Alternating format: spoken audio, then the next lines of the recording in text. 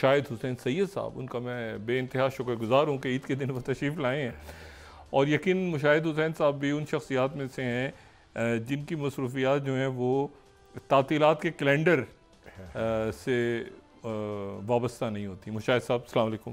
السلام علیکم ڈاکٹر صاحب، آپ کو عید مبارک. آپ کے سارے ویورز کو بہت عید مبارک. اور مجھے خوشی ہے کہ عید کا یہ خاص دن آپ نے چنا ہے ایک بڑی سنجیدہ گفتگو کے لیے. دنیا میں کیا جو تاریخی تبدیلی آ رہی ہے آپ کے ہمارے خطے میں اور عالمی سیاست میں. مشاہد صاحب کچھ سمجھ آ رہا ہے کہ ٹرمپ جو ہیں وہ اپنے دشمنوں سے پہلے اپنے اتحادیوں پہ پڑ گئے ہیں؟ مطلب زیلنسکی سے شروع کرتے ہیں. میرے خیال میں کچھ سمجھ آ رہا ہے. اس کا ایک بڑا کلیئر خاکہ ہے. جو پالیسیز اس کے پیشروں نے فالو کی تھی، جو ایک روایتی امریکہ کی سیکیورٹی اسٹیبلشمنٹ ہے جسے آئزنہاور نے 1961 میں نام دیا تھا ملٹری انڈسٹریل کمپلیکس، یعنی کہ ایک امریکن اسٹیبلشمنٹ، اس کی ڈیپ سٹیٹ بھی، اور جو نہ ختم ہونے والی جنگوں میں شریک رہی ہے، اس کو سائیڈ لائن کر کے اس کا جو اپنا ویژن ہے، کیونکہ یہ تو نام نہاد اتحادی جو ہیں یہ تو ہمارے لیے بوجھ ہے.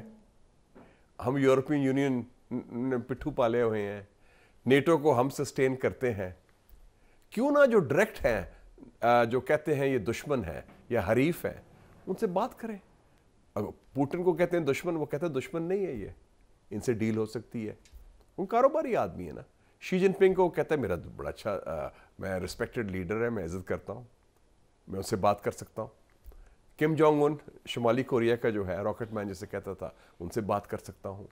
ایران جسے تو جو روایتی جنہوں نے لسٹ بنائی تھی دشمنوں کی، اینیمیز لسٹ، ان ایک ایک کر کے وہ ہر ایک سے وہ یا ڈیل کرنا چاہتا ہے یا گفتگو کرنا چاہتا ہے یا انگیج کرنا چاہتا ہے. یہی تو میں پوچھ رہا ہوں مشاہد صاحب، یہ بڑی مثبت بات ہے. دشمنوں کے ساتھ وہ ڈیل کرنا چاہ رہا ہے تو دوست جو ہیں ان کا تو ستیاناش ہو گیا بیچ میں.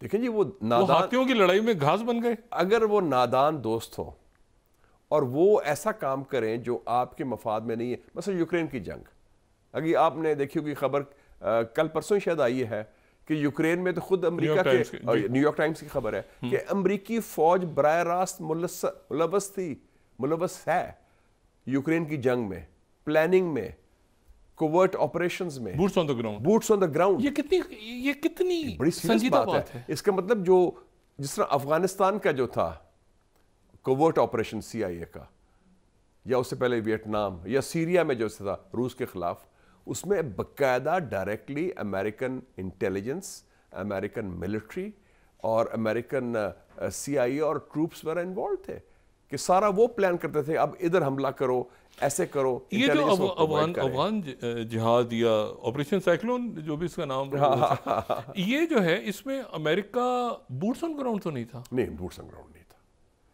وہ سی آئی اے کے تھرو پیسہ آتا تھا، اور وہ آپ کو پتہ ہے نا کہ یہ دوسری جنگ عظیم کے بعد سب سے بڑا کوورٹ آپریشن تھا. کوورٹ سے مراد خفیہ آپریشن سی آئی اے کا. 10 سال کے عرصے میں انہوں نے 2.1 بلین ڈالرز انہوں نے اس پہ جہاد میں لگائے، 79 سے 89 تک.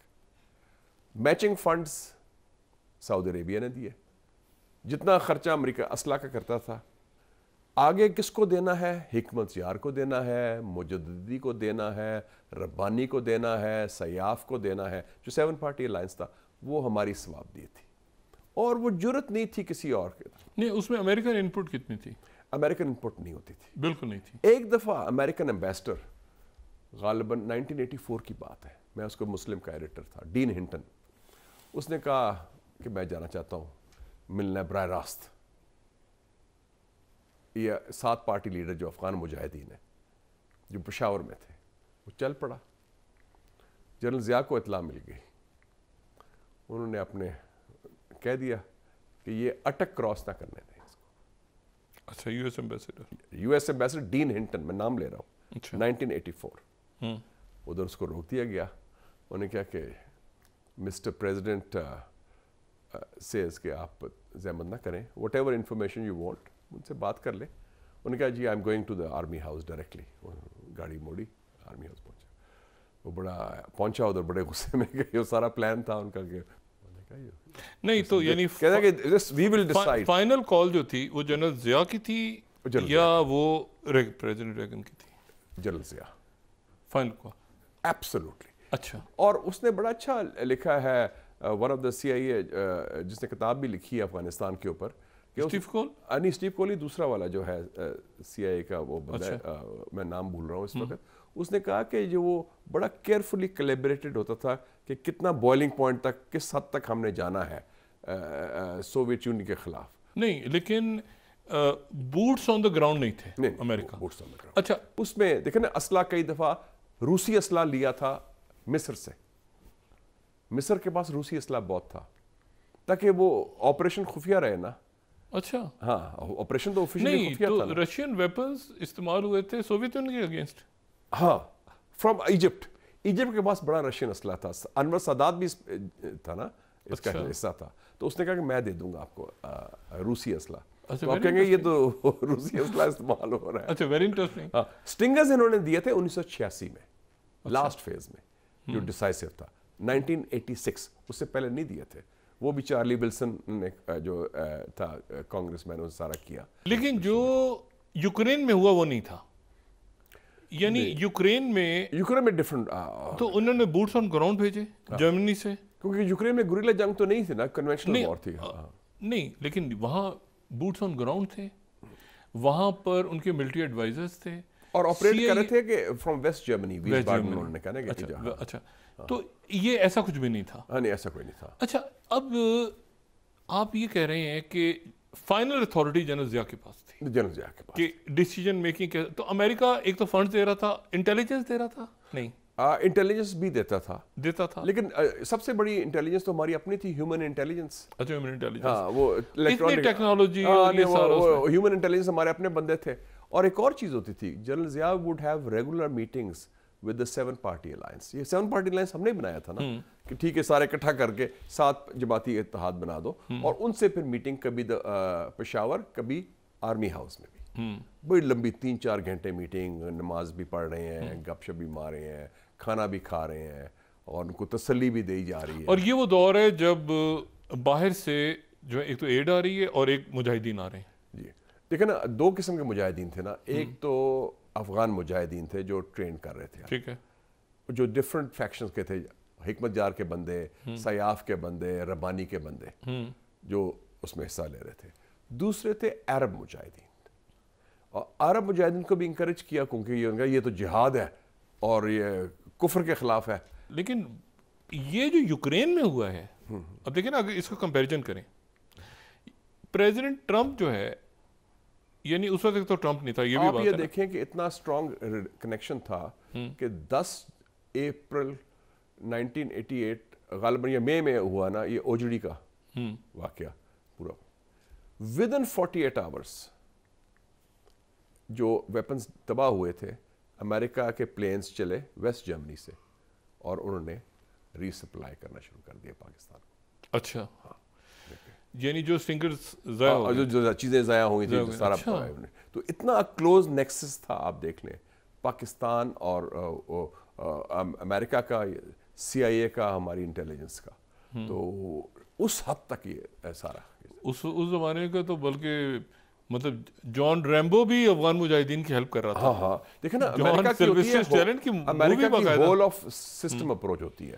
جب وہ کسی چیز کے جاتے ہیں تو ہالی ووڈ جو ہے, اب میں بالی ووڈ کو بھی شامل کروں گا اس میں, یہ ان آفیشیل منسٹری آف پروپیگنڈا ہے امریکہ کی.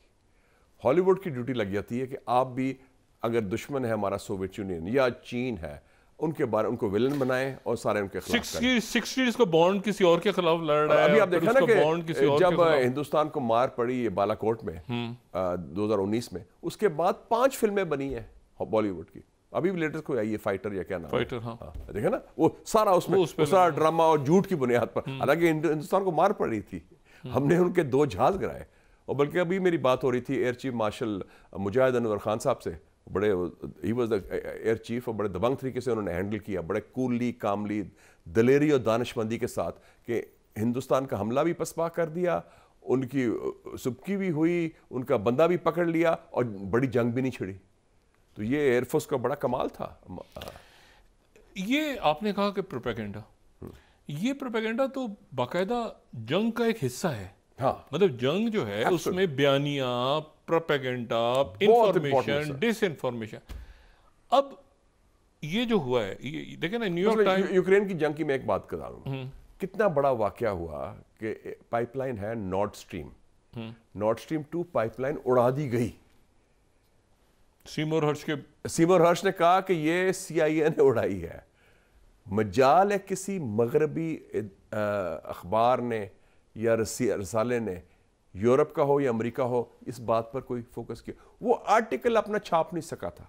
میرا دوست بھی ہے بائی دا وے, جب میں جاتا ہوں تو آپ دیکھیں کہ اتنا پروپیگنڈا کا افیکٹو ہے کہ انہوں نے کہا کہ یہ شاید رشیا نے خود کیا. مجھے آپ یہ بتائیں نا, یہ نیو یارک ٹائمز کی جو بہت بڑی رپورٹ ہے جو کل آئی ہے, ٹھیک ہے نا, اور اس میں وہ کہہ رہے ہیں کہ جی بوٹس آن, یہ نیو یارک ٹائمز نے جو اچانک ایکسکلوزیو, یہ تو امریکہ کی ڈیپ تو یہ ڈیپ اسٹیٹ ابھی بھی کوئی ایکٹیو ہے نا؟ نہیں, یہ ڈیپ اسٹیٹ تو اس کے کنٹرول میں ہے نا, ٹرمپ کے کنٹرول میں. تو یہ ٹولسی گبارڈ وغیرہ یہ انہوں نے دیا نا, سارا نیٹو بائیڈن انتظامیہ ان کا جھوٹ کٹہرے میں کھڑا کر دیا نا. بالکل کھڑا کر دیا کہ اس کا مطلب ہے یہ جنگ یوکرین کی اور روس کی نہیں ہے, یہ جنگ پروکسی وار ہے امریکہ کی. امریکہ کی پروکسی وار ہے, اور امریکہ زیلنسکی کو ایز اے پروکسی, اور وہ اس کے اپنے بندے بھی مروائی جا رہا ہے, وہ اس کو فائدہ بھی ہو رہا ہے, اور کرپشن بھی ہو رہی ہے, اور پیسہ بھی کھا رہا ہے. اور ایک اور چیز اسٹوری میں آئی ہے بڑی امپورٹنٹ ہے, جو پیوٹن کہتا رہا ہمیشہ کہ نیو نازیز ہیں یہ جو یوکرین کے اندر رائٹ ونگ انتہا پسند ہے, اور ان کا نازیزم سے تعلق ہے. لوگ کہتے ہیں یہ تو بالکل پروپیگنڈا ہے, وہ ثابت ہو رہا ہے اس میں. اچھا, اب آپ نے کہا کہ یہ رائٹ ونگ, تو میں ذرا آتا ہوں نا یوکرین پہ, کہ ابھی یوکرین میں وہ ویسے تو ایک ٹاپ رائٹ ونگ لیڈر کل وہ تو بین ہو گئی ہیں, میرین لاپن,